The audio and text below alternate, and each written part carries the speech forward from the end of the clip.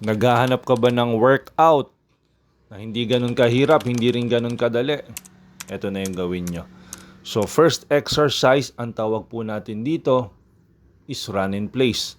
So, ibig sabihin po, para po tayong tumatakbo pero hindi po tayo umaalis sa pwesto natin.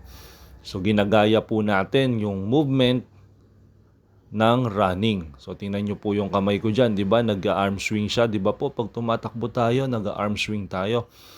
And inaangat po natin yung tuhod natin, hindi ganun kataas, hindi rin po ganun kababa. So enough lang po para ma-challenge tayo at ma-elevate yung heart rate natin.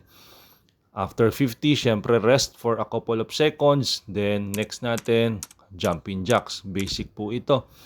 So pag nagja-jumping jacks po tayo, make sure hindi ganun kataas yung talon and find your rhythm po. Find your rhythm, meaning kailangan po mahanap nyo yung tamang bilis, tamang taas ng talon at tamang galaw ng kamay kasabay nung paa nyo. So ang gagawin po natin dito or yung ginawa ko po dito is 40 counts.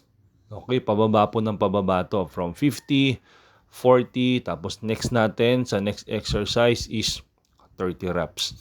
So after natin ng 40 jumping jacks, rest muna for a couple of seconds, hinga ng onte, relax.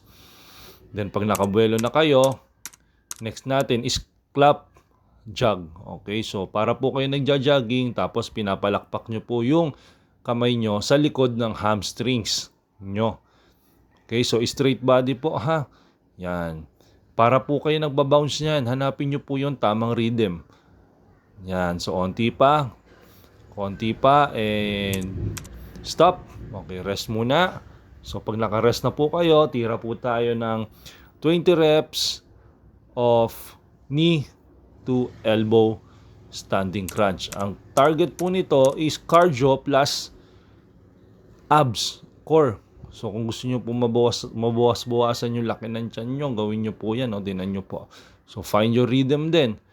Dapat po medyo bounce po kayo yan para po kayong sumasayaw.